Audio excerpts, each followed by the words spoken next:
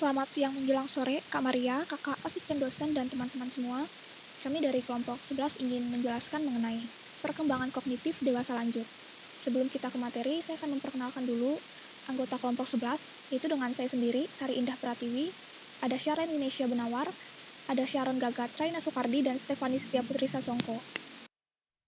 Nah, di dalam bab perkembangan kognitif masa dewasa akhir ini, kita akan melewati 5 subbab. Yang pertama ada fungsi kognitif pada orang usia lanjut, yang kedua ada perkembangan bahasa, yang ketiga ada pekerjaan dan pensiun, yang keempat ada kesehatan mental, dan yang terakhir yang kelima ada agama.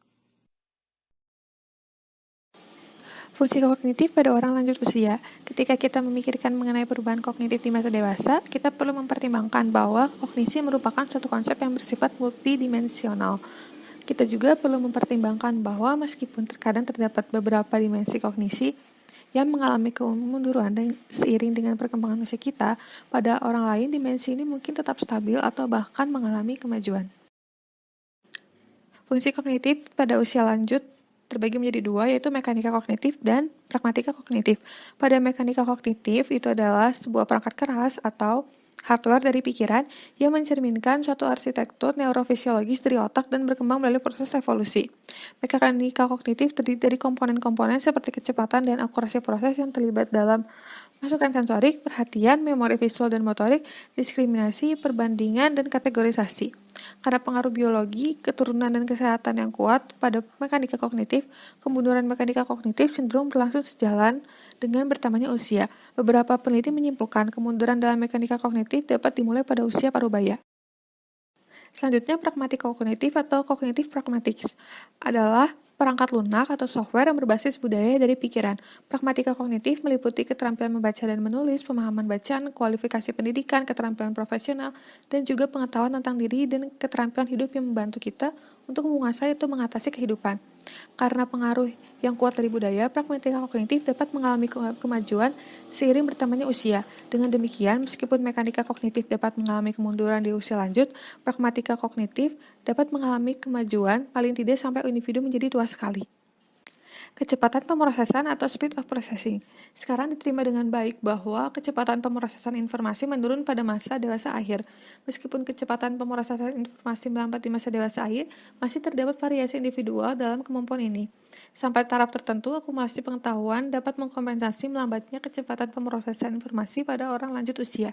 Penurunan kecepatan pemrosesan pada orang lansia kemungkinan bisa disebabkan oleh penurunan fungsi otak dan sistem saraf pusat. Kesehatan dan latihan dapat mempengaruhi seberapa banyak penurunan kecepatan pemrosesan yang terjadi. Sebagai contoh, satu studi menemukan bahwa mengikuti 6 bulan latihan aerobik orang dewasa menunjukkan peningkatan tugas waktu reaksi. Atensi atau perubahan perhatian adalah aspek terpenting dari penuaan kognitif. 3 aspek perhatian yang telah diteliti orang dewasa akhir adalah atensi selektif, atensi terbagi, dan atensi berkelanjutan. Atensi selektif atau selective attention adalah kemampuan fokus pada aspek tertentu dari pengalaman yang relevan dan mengabaikan aspek-aspek lain yang tidak relevan. Contoh dari atensi selektif adalah kemampuan untuk fokus pada satu suara di antara banyak suara di ruangan yang penuh sesak atau restoran yang bising. Umumnya orang dewasa akhir kurang mahir dalam atensi selektif dibandingkan dengan orang dewasa muda. Atensi terbagi atau divided attention melibatkan berkonsentrasi pada lebih dari satu aktivitas pada waktu yang bersamaan. Apabila individu dihadapkan pada 2 tugas yang mudah dan harus diselesaikan sekaligus, perbedaan usia pada orang-orang dewasa menjadi minimal atau bahkan tidak ada. Meskipun demikian, semakin sulit tugas-tugas itu, efektivitas orang lanjut usia dalam membagi tugasnya menjadi semakin kecil dibandingkan dengan orang dewasa muda. Atensi berkelanjutan atau sustained attention, keterlibatan dalam waktu panjang dan fokus pada objek, tugas, peristiwa, atau aspek-aspek di lingkungan lain. Kadangkala atensi berkelanjutan disebut sebagai kewaspadaan atau vigilance. Para peneliti menemukan bahwa orang-orang lanjut usia menampilkan performa yang sama baiknya dengan orang parubaya maupun orang-orang dewasa muda dalam pengukuran ini. Tetapi untuk tugas kewaspadaan yang lebih kompleks, performa orang dewasa lanjut usia biasanya menurun. Memori berubah selama penuaan, tetapi tidak semua memori berubah dengan usia dan cara yang sama. Dimensi utama memori dan penuaan yang telah dipelajari termasuk episodic memory, memori semantik, sumber daya kognitif seperti memori kerja dan kecepatan perseptual, keyakinan memori, sumber memori, calon memori, dan faktor non-kognitif seperti kesehatan, pendidikan, dan faktor sosial ekonomi. Memori sematik atau semantic memory adalah pengetahuan seseorang tentang dunia ini mencakup bidang keahlian seseorang seperti pengetahuan catur untuk terampil bermain catur, pengetahuan akademis umum dari jenis yang dipelajari di sekolah seperti pengetahuan geometri dan pengetahuan sehari-hari tentang arti kata, individu terkenal, tempat-tempat penting, dan hal-hal umum seperti apa itu hari Valentine. Orang dewasa akhir seringkali membutuhkan waktu lebih lama untuk memulihkan informasi sematik, tetapi biasanya mereka pada akhirnya dapat mengembalikan informasi tersebut, namun kemampuan untuk mengambil informasi yang sangat spesifik seperti nama biasanya menurun pada orang lanjut usia. Meskipun banyak aspek memori sematik disimpan dengan cukup baik oleh orang dewasa akhir, masalah memori umum untuk orang dewasa akhir adalah tip of tongue fenomena, di mana individu tidak dapat mengambil informasi yang sudah dikenal tetapi merasa bahwa mereka harus dapat mengambil informasi tersebut. Memori episodik atau episodik memori, penyimpanan informasi tentang di mana dan kapan terjadinya kehidupan, misalnya seperti ketika adik perempuan atau laki-laki lahir, apa yang terjadi pada kencan pertama, apa yang Anda lakukan ketika Anda mendengar pesawat telah menabrak World Trade Center, dan apa yang Anda makan saat sarapan pagi ini. Orang dewasa yang lebih muda memiliki memori episodik yang lebih baik daripada orang dewasa akhir. Sebuah penelitian baru-baru ini terhadap anak berusia 18 hingga 94 tahun mengungkapkan bahwa peningkatan usia terkait meningkatkan kesulitan dalam mengambil informasi episodik, fakta, dan peristiwa. Memori eksplisit adalah memori, fakta, dan pengalaman yang secara sadar diketahui dan dapat dinyatakan oleh individu. Explicit memory juga disebut memori deklaratif. Contoh memori eksplisit adalah ketika Anda berada di toko grosis dan mengingat apa yang ingin Anda beli, dapat menyebut nama ibu kota, Illinois, dan menceritakan peristiwa film yang telah Anda tonton. Memori implisit adalah memori tanpa ingatan sadar. Memori itu melibatkan keterampilan dan prosedur rutin yang dilakukan secara otomatis. Contoh memori implisit adalah ketika seseorang mengemudikan mobil, mengirimkan tongkat golf, dan mengetik pada keyboard komputer, tanpa harus secara sadar memikirkannya.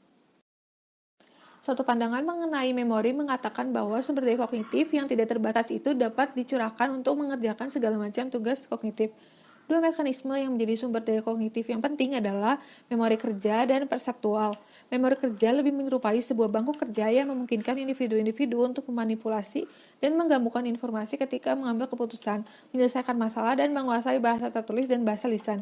Kecepatan perseptual adalah sumber daya kognitif lainnya yang dipelajari oleh para peneliti sehubungan dengan proses menjadi tua. Kecepatan perseptual kemampuan menampilkan tugas-tugas perseptual motor sederhana seperti memutuskan apakah pasangan dari dua angka atau dua huruf terbuat dari kawat itu sama atau berbeda, atau menentukan waktu yang dibutuhkan untuk menginjak rem ketika sebuah mobil yang berada di depannya berhenti.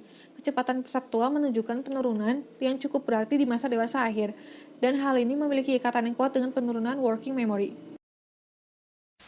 Halo, jadi yang ngelanjutin penjelasan. Oke, langsung aja ke bagian prospektif memori, yaitu mengingat untuk melakukan beberapa hal di masa depan, seperti mengingat untuk minum obat atau melakukan suatu tugas.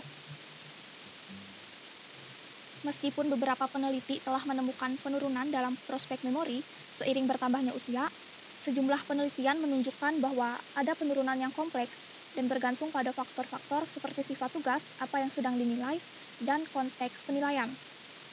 Misalnya, defisit terkait usia lebih sering terjadi berdasarkan waktu, seperti mengingat kembali untuk menelpon seseorang, daripada berbasis acara, kayak mengingat untuk memberitahu seseorang untuk membaca buku misalnya, saat kamu bertemu dengannya lagi.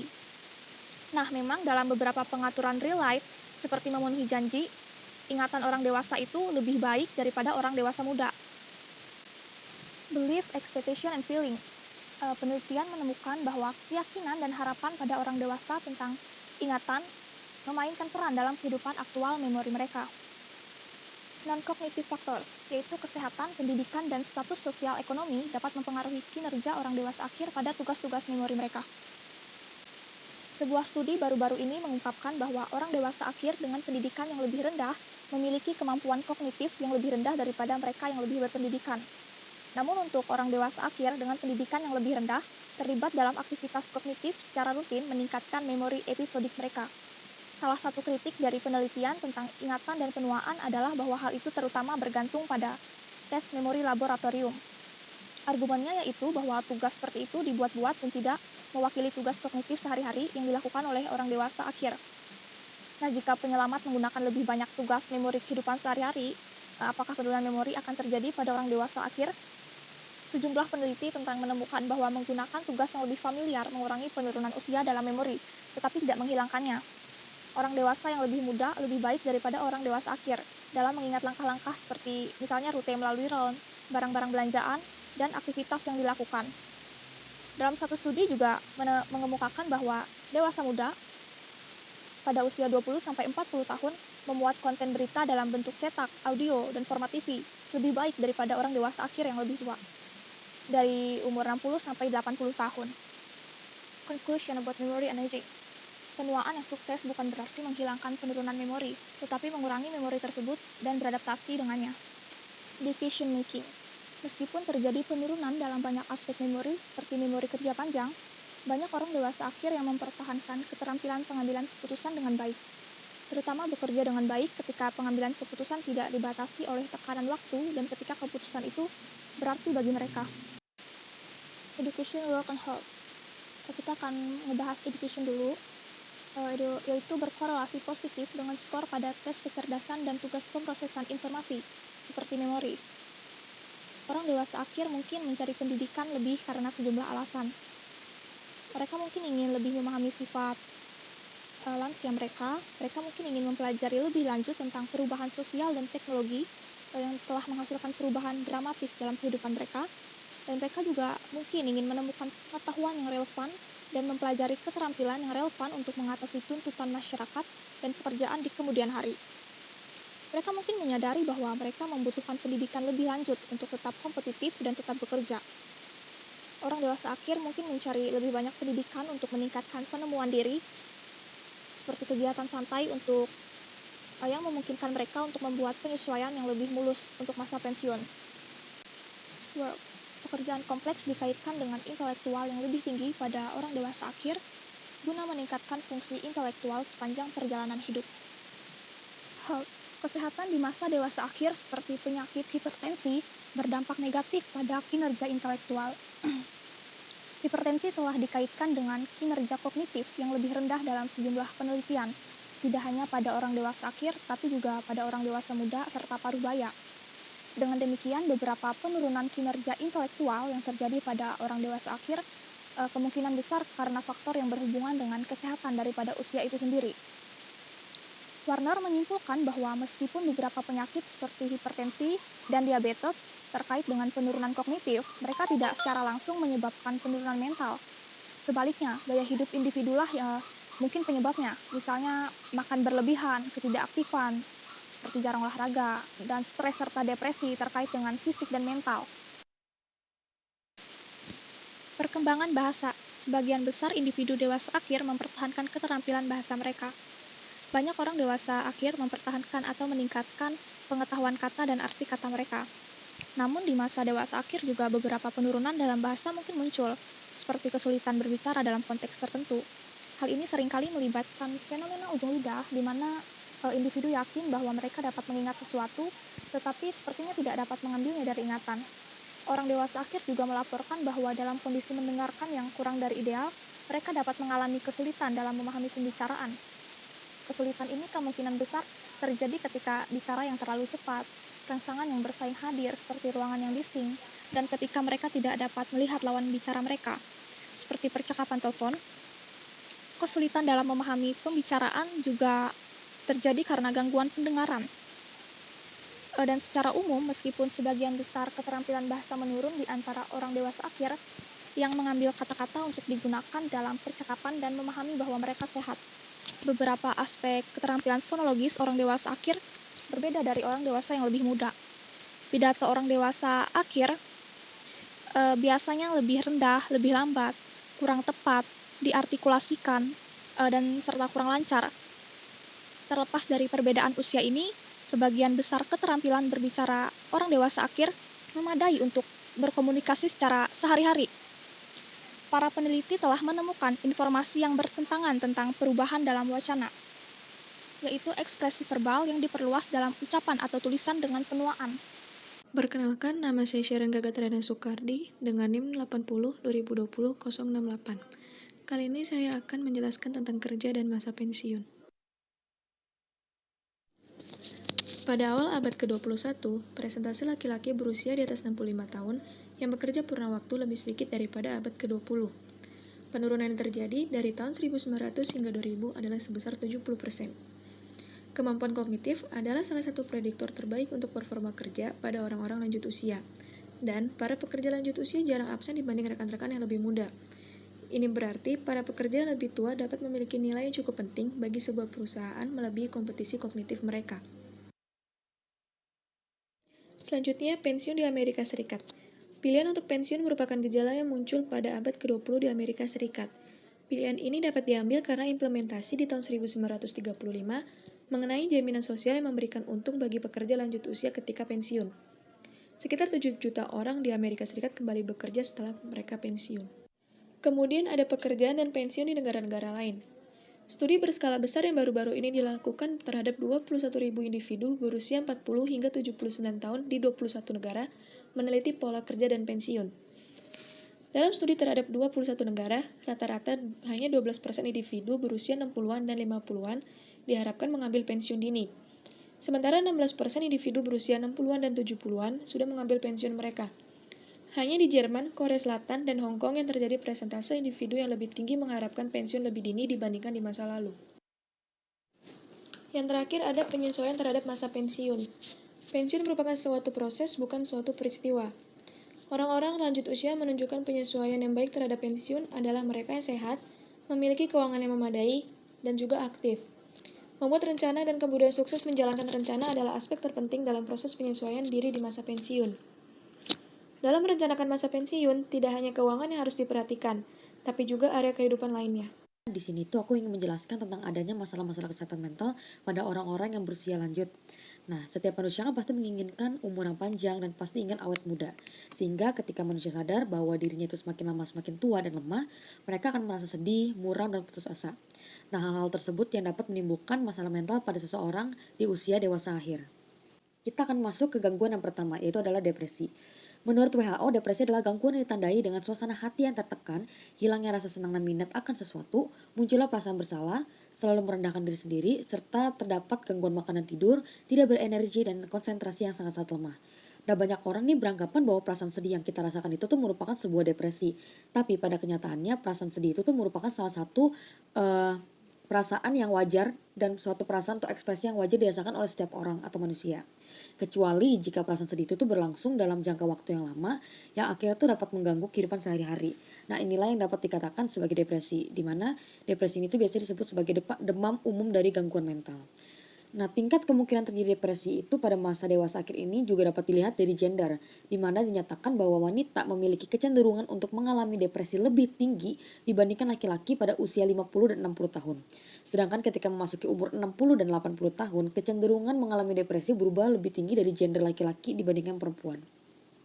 Nah, depresi itu merupakan salah satu gangguan mental yang dapat diatasi dan diobati, yaitu bisa dengan cara psikoterapi dan pemberian obat secara bersamaan yang dikatakan itu dapat membuat kemajuan untuk menangani gangguan mental ini. Nah, aktivitas spiritual atau religius itu juga dapat dikatakan dapat mengurangi munculnya depresi. Nah, sebuah riset juga mengatakan nih bahwa orang lanjut usia yang rajin berolahraga, contohnya aerobik, itu presentasi dalam terkena depresinya itu lebih kecil dibandingkan orang lanjut usia yang memiliki kesehatan yang lebih buruk. Nah, gangguan yang kedua ada demensia atau demensia. Demensia ini tuh merupakan gangguan neurologis yang mengganggu fungsi pada otak, di mana demensia ini tuh sifatnya tuh kronis dan progresif, yang artinya tuh gangguan itu bersifat akut. Nah, demensia ini tuh biasanya ditandai dengan hilangnya daya pikir, daya ingat, kemampuan dalam berbahasa dan berhitung. Nah, demensia ini juga dapat membuat orang yang mengidapnya sulit untuk menangkap suatu informasi dan kehilangan semangat motivasi, juga sulit untuk mengendalikan emosi. Nah, faktor yang mempengaruhi munculnya gangguan mental ini tuh adalah usia dan riwayat keluarga. Seperti seseorang dengan riwayat keluarga yang memiliki demensia, itu tuh cenderung lebih mudah untuk terkena demensia dibandingkan faktor lain. Dan genetik. Jadi secara gampang itu intinya adalah keturunan. Nah, jika dilihat dari usia, perkiraannya itu terdapat 23% orang-orang yang berusia 80 tahun dan 70% orang-orang yang berusia 85 tahun ke atas memiliki resiko yang tinggi untuk terkena gangguan mental demensia ini. Nah, kita akan masuk ke gangguan yang ketiga, yaitu adalah Alzheimer, di mana salah satu tipe demensia yang paling umum ini itu merupakan salah satu gangguan yang terjadi karena adanya kerusakan pada otak yang sifatnya itu progresif, di mana gangguan ini tuh tidak dapat disembuhkan, tapi dapat dikurangi efeknya dengan beberapa cara.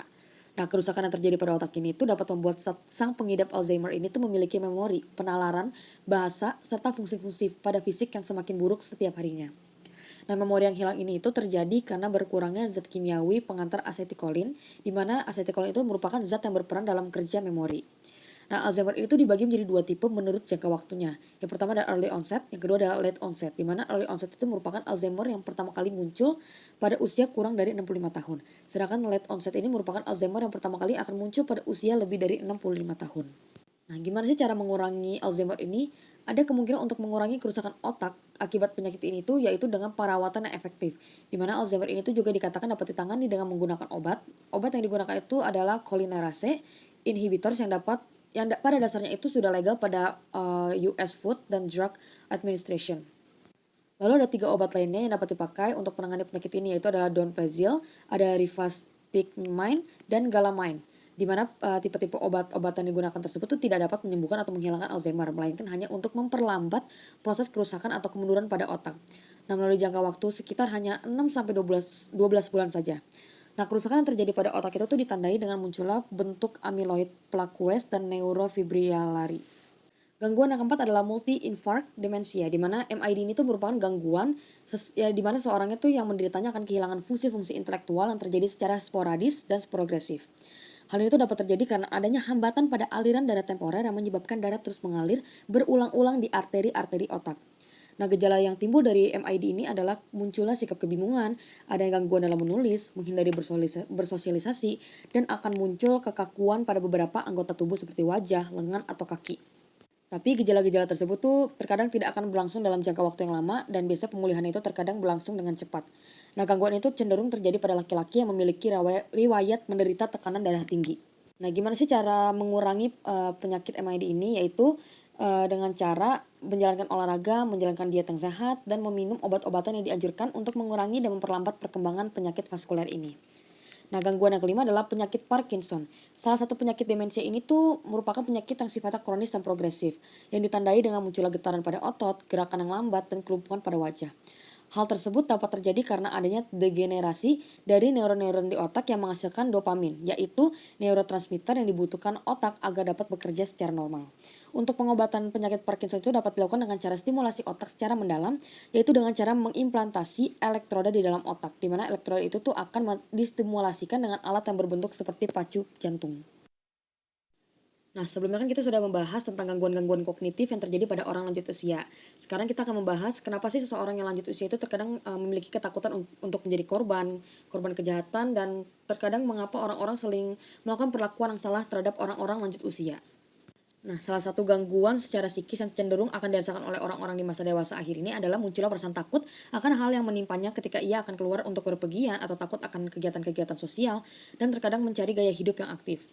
Nah, pada dasarnya dikatakan bahwa orang lanjut usia ini tuh memiliki presentasi lebih kecil dibandingkan orang di usia muda untuk mengalami sebuah tindakan kejahatan. Karena menurut penelitian, sekalipun orang lanjut usia itu mengalami atau menjadi korban kejahatan yang terjadi itu tuh tidak dalam bentuk kekerasan. Jadi kayak penipuan, vandalisme, pelecehan, atau penjamretan. Nah, menurut riset juga sudah dilakukan oleh peneliti bahwa dinyatakan ada 6% orang dewasa yang datang melaporkan bahwa mengalami kekerasan. Nah, 16% dinyatakan oleh pihak rumah sakit bahwa banyak orang lanjut usia mengalami kekerasan secara psikologis. Dan biasanya gangguan psikologis ini tuh banyak ditemui dan disebabkan oleh anggota keluarga pasien itu sendiri, dan terkadang kekerasan itu bisa dalam bentuk pengabaian, kekerasan psikologis, dan kekerasan fisik. Untuk kekerasan fisik, orang lanjut usia itu cenderung lebih sering mendapatkan kekerasan fisik adalah wanita. Nah, menurut riset, sekitar 5,6% wanita lanjut usia mengatakan bahwa mereka pernah mendapatkan kekerasan fisik dari pasangan mereka. Nah, kekerasan fisik ini tuh juga dapat dilakukan oleh staf kesehatan yang biasanya dilakukan dengan cara memukul. Kekerasan psikologis seperti diisolasi dan ancaman juga tidak mendapatkan pelayanan yang layak. Nah, kejadian ini tuh biasanya terjadi pada orang lanjut usia yang berada di rumah perawatan dan rumah sakit. Kita lanjut ke pembahasan terakhir, yaitu agama. Agama dapat menyediakan beberapa kebutuhan psikologis penting pada orang dewasa akhir, yaitu menemukan dan mempertahankan rasa kebermaknaan dalam hidup, juga memiliki tingkat kepuasan hidup, harga diri, serta optimisme yang lebih tinggi. Dalam sebuah penelitian, meskipun kehadiran di gereja menurun pada orang dewasa akhir, namun pemahaman tentang religius mereka dan kekuatan atau kenyamanan yang mereka terima dari agama itu stabil serta meningkat. Secara sosial juga komunitas keagamaan dapat memberikan sejumlah fungsi bagi orang dewasa akhir, seperti kegiatan sosial serta dukungan sosial, dan kesempatan untuk mengambil peran mengajar dan kepemimpinan. Orang dewasa akhir dapat menjadi diakon, penetua, atau guru agama dengan asumsi peran kepemimpinan yang mungkin tidak dapat mereka ambil sebelum mereka pensiun.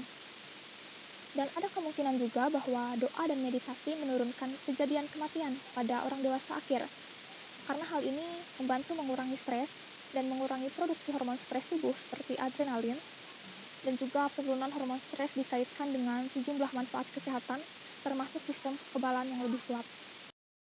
Berikut adalah laporan hasil wawancara kami dengan narasumber. Narasumber mengatakan bahwa beliau adalah seorang pendeta sekaligus dosen di suatu universitas di Jakarta. Usia narasumber kini menginjak 60 tahun dan memiliki 2 orang anak yang berumur 31 tahun dan 18 tahun. Dalam wawancara ini, narasumber mengungkapkan bahwa dirinya seringkali mengalami kesulitan dalam memahami suatu pembicaraan, terutama jika narasumber tengah bekerja. Hal ini sesuai dengan pembahasan kami mengenai atensi selektif, yakni di mana seseorang dalam masa dewasa akhir akan susah berfokus pada pembicaraan saat berada di tempat yang ramai atau bising. Pada usia ini, narasumber selalu mendekatkan dirinya kepada Tuhan. Tetapi narasumber merasakan dampak lain seperti pembatalan banyak khotbah karena adanya pandemi. Narasumber pun mengungkapkan bahwa setelah berdoa, narasumber merasa damai sejahtera.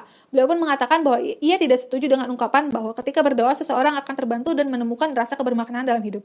Karena menurut narasumber, berdoa adalah bersekutu dan berbicara dengan Tuhan. Di usia narasumber yang telah menginjak 60 tahun ini, narasumber mengaku menemukan beberapa perbedaan dibanding masa mudanya dahulu. Narasumber mengaku bahwa dahulu ia dijuluki perpustakaan berjalan, namun sering bertambah usia, daya ingat serta daya tangkapnya semakin menurun. Hal ini diikuti dengan perubahan emosinya. Di umur yang sudah memasuki masa dewasa akhir ini, narasumber berkata bahwa dirinya masih bekerja. Narasumber mengaku beliau lebih berhati-hati terutama dalam pengambilan keputusan, tidak seperti masa mudanya dahulu. Narasumber juga berkata bahwa ia tidak mempersiapkan apapun untuk masa pensiun nanti. Meski usianya tidak lagi muda, narasumber masih tetap akan bekerja. Kini, selain fisik, terdapat beberapa penurunan yang dialami oleh narasumber. Namun, narasumber termotivasi dan berambisi untuk menghadapi penurunan tersebut. Narasumber juga berkata bahwa dirinya belajar dari kesalahan-kesalahan yang dibuat di masa lalu dan bangkit menjadi pribadi yang lebih baik lagi. Selain penurunan, terdapat pula kecemasan pada masa dewasa akhir ini. Narasumber terkadang merasa cemas akan hari tuanya nanti. Hal ini berdampak pada kehidupan sehari-harinya, yakni beliau merasa tidak berarti lagi.